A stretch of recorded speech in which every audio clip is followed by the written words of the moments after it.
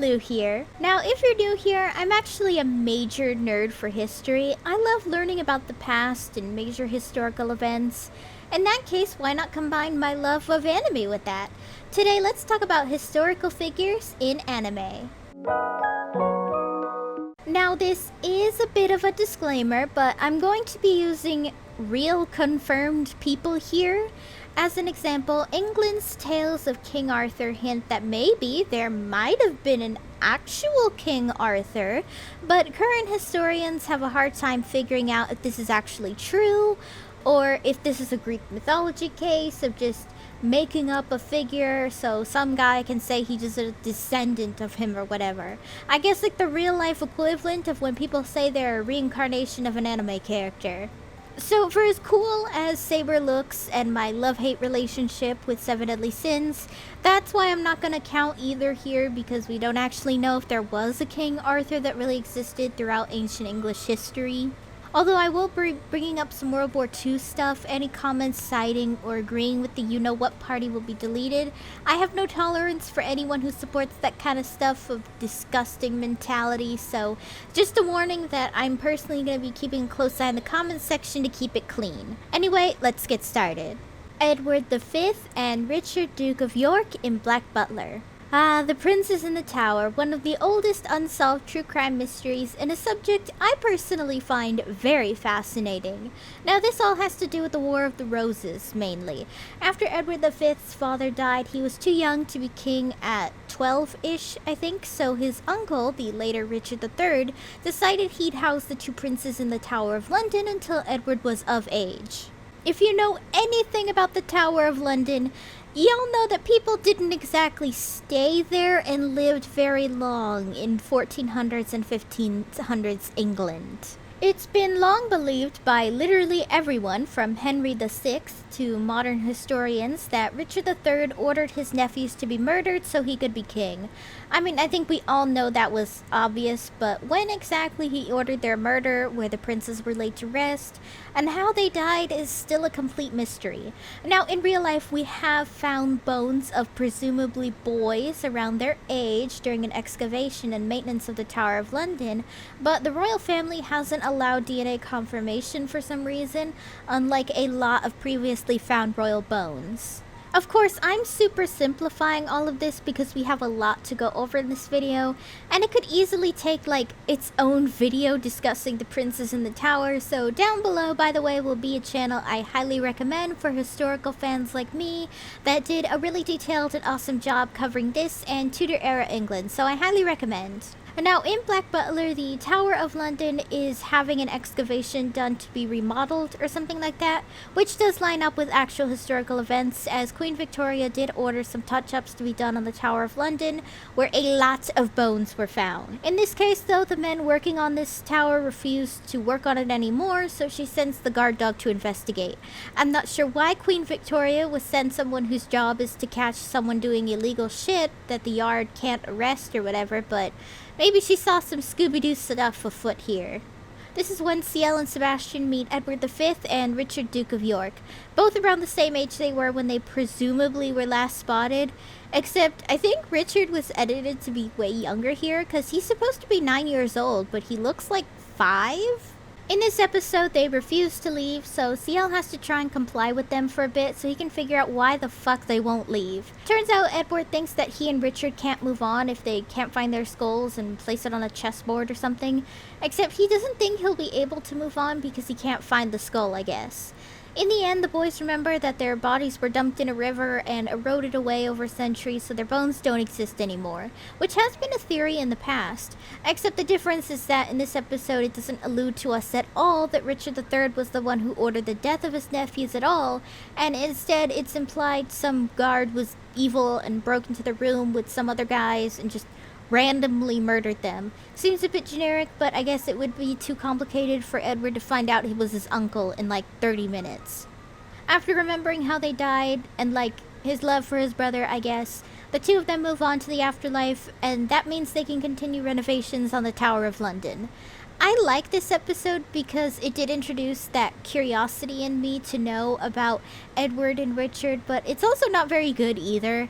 I don't know, I'm not a big fan of spin off Black Butler material that really nosedives into the supernatural like ghosts, when Black Butler prefers to do things in a semi realistic whodunit. Overall, this is a pretty mid reference. The portrayal is okay, only because we don't really know what the boys were like beyond playing like normal children, because all accounts of them were physical descriptions or talking about how young Edward was to inherit the throne. Charles Henry Sanson and Marie Antoinette in Innocent. I don't think Innocent will ever get an anime adaptation because it'd be way too expensive and daunting to animate Sakamoto Shinichi's detailed and metaphorical artwork, but a girl can dream, and I'm gonna mention it anyway because I love this manga and I recommend it to everyone and their mother, so yes, I'm cheating here by adding up manga, but like I said, I love this series too much not to mention it. Now, the real-life Charles Henry Sanson, I think did have siblings, but Marie Sanson in this case was completely fictitious for the story, just to give a parallel to Marie Antoinette. Although around this time there was a woman who disguised herself as a man, but this woman, who I completely forgot the name of, was a part of the American Revolution, not the French one. Anyway, Charles Henry Sanson was very vocal about his distaste for being an executioner, and it found him great shame, but he really had no choice because it was forced on him due to the time period. The thing is, though, is that we don't really have any documents pertaining to the actual Charles's personality.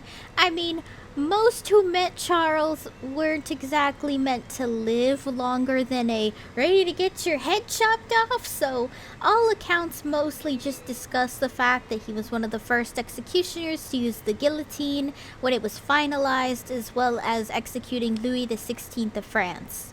His son, though, was the one to execute Marie Antoinette, and apparently he worked for 40 years until he died by falling off a balcony or something, which is pretty shitty for the poor guy. Again, we don't know his real personality, so we don't know if he was secretly a sadistic asshole or like a really nice guy in a bad spot, but considering he didn't want the job and was vocal about it, maybe he was mid.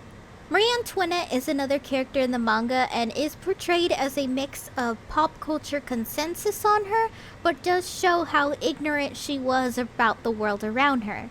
I mean, it's been stated by historians in modern times, thanks to new findings, that she actually had no idea how bad it was outside of the palace, and a lot of famous things she allegedly said or had done were all fictitious as a smear campaign that people just believed. What I do find really interesting is Sakamoto's choice to show Marie Antoinette as a sort of influencer to the world around her in the style of someone like Kim Kardashian. I found this to be a really smart way to show a modern day reflection of our current society, since we all kind of have an eat the rich feeling in the world right now towards influencers, and to give an example of how out of touch Marie was due to the world she lived in. It's pretty smart stuff. There's also a lot of other important people in Innocent though, like Louis XVI, Napoleon Bonaparte, and possibly others, but there's technically no record of some of these people existing due to their low status in the world. Yeah, people who weren't super rich pretty much poofed from existence after they died, so that's why you notice we mostly have detailed records on the rich and not the poor.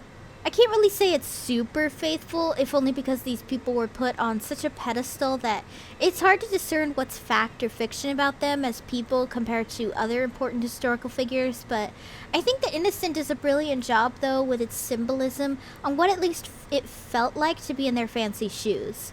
Even if Charles wasn't a damsel in distress or Marie wasn't Kim Kardashian, it still puts you into that perspective, and I think that's part of the reason Innocent is such a brilliant manga.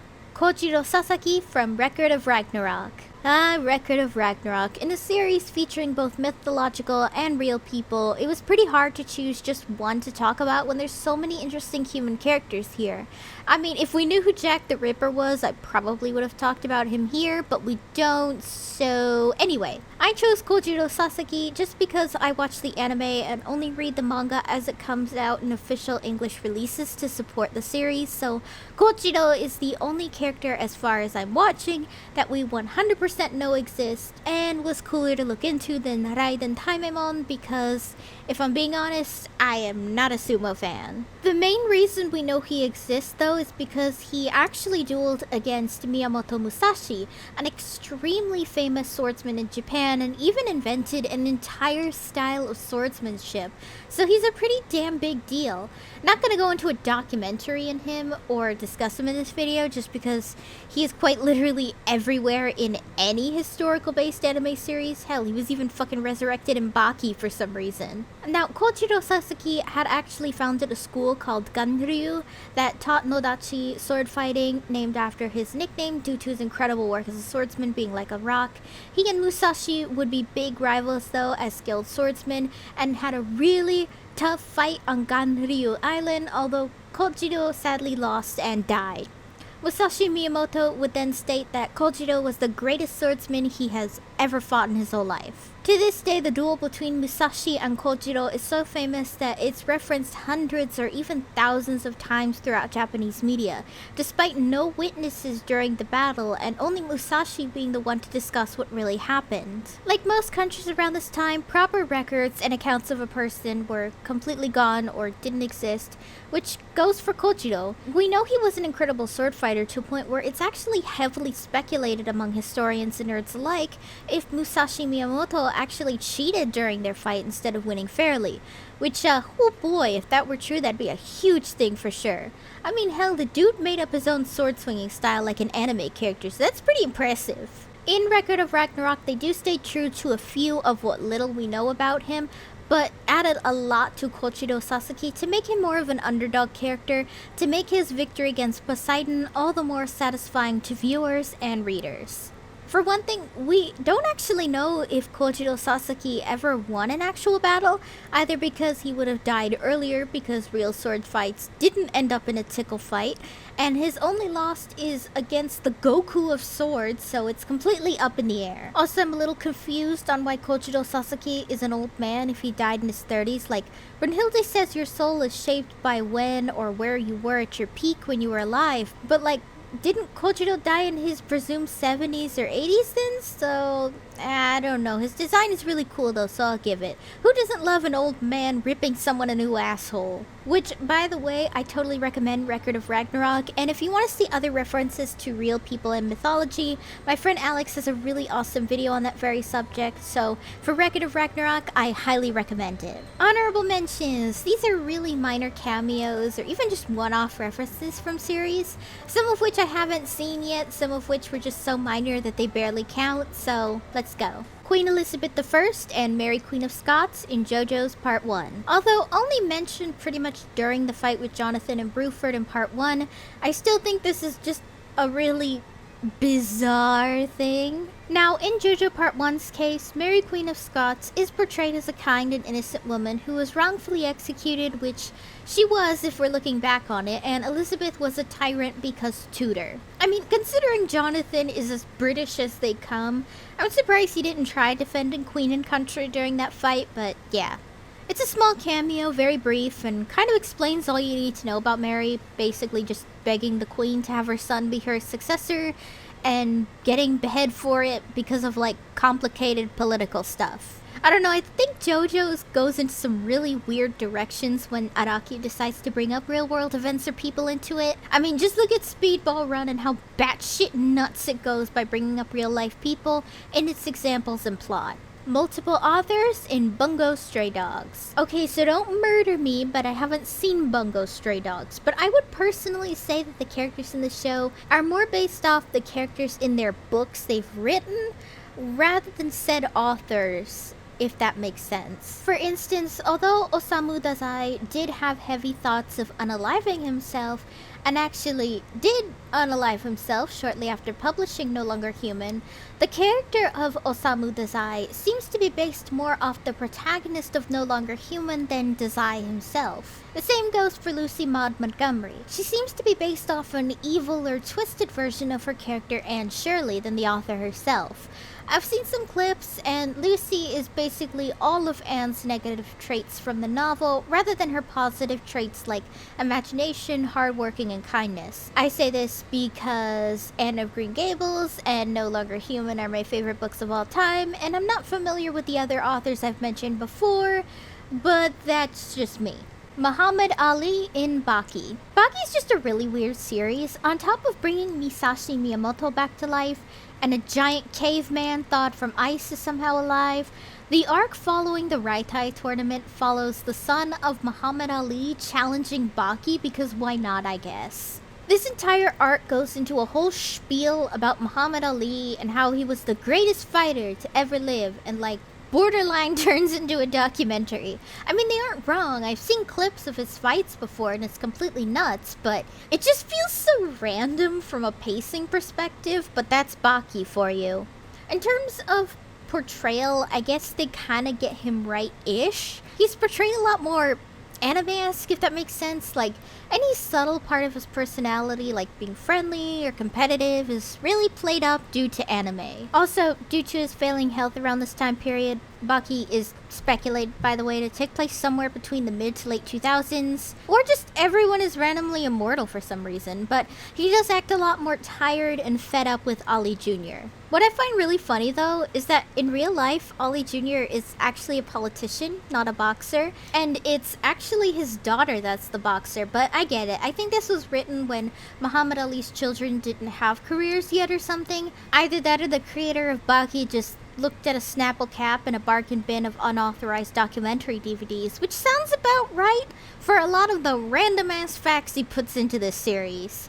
Just a shame Ollie Jr. did suck, though, and, like, was honestly kind of a fucking embarrassment. Historical characters in Drifters. Dishonorable mention, but I found Drifters wasn't very good. Like, don't get me wrong, it's a cool concept, all these major historical characters are in an isekai or something, but I don't know, I was basically given an entire episode when I watched the Hellsing prequel OVA, and I thought it was a little boring. That, and it makes me really uncomfortable that you-know-whos are allegedly portrayed in a positive light when he's literally one of the most evil men in contemporary history. I don't know how Kota Hirano can go from portraying the you-know-whats in an evil light to now portraying them positively, but I think the dude needs some therapy or something, because that's not good and that's a red flag. And now to the grand finale of this video. Vlad III in Hellsing. Everyone's beloved badass vampire in anime is actually based off Wallachian ruler Vlad the Impaler from real life history. This is largely due to a few things here. One is that Hellsing is a sequel to the novel Dracula by Bram Stoker, in the same vein as the Castlevania series of games, and many speculate that Bram Stoker was inspired by legends told in Romania about Vlad III. That and Dracul is a moniker Vlad III inherited, as well as Dracula's country of origin being Romania. Not gonna go into the Dracul moniker because that's already way too long, but basically it was religious fighting stuff. Typical 1400s Europe shenanigans, let's be real. I guess it makes sense, but he's never outright confirmed this, as well as in story. It's implied he's basically just some sort of Romanian noble who happened to be a vampire. Otherwise, I think he probably just would have explained that in his novel, or someone would have found a manuscript explaining that Dracula was Vlad the Impaler. Second is that the film Bram Stoker's Dracula, personally, one of my favorite movies of all time actually, the film leans heavily into the Vlad III connections, and you can tell through Hellsing that Kota Hirano leaned more towards the film's reasoning and design. We can see this especially with Alucard's iconic round sunglasses, clearly being inspired by Dracula's sunglasses when he walks around London, and possibly the love story around Mina and Dracula, from what little we've seen in flashbacks, as well as the story Walter talks about. Now, firstly, we don't actually know how old Vlad III was. He was born sometime around 1428 or 1431 in Wallachia, and I gotta admit, it's a little odd that a noble of his birth didn't have records of his year or day, but I'm obviously not from 1400s Wallachia, so maybe they just didn't need a record of that. Unlike the Hellsing manga that implies that Vlad III was sold to the Ottoman Empire by his father, Vlad II, history is a little different here. Due to severe conflicts between Wallachia, Hungary, and the Ottoman Empire, political shenanigans meant that Vlad II betrayed the Ottoman Empire in an agreement he had where Vlad III and his brother were captured by the Empire. Though Vlad II was let go, Vlad III and his brother were held captive for about 5 more years past their father, so you can imagine what kind of horrors he probably experienced from age 13-ish to about 18-ish.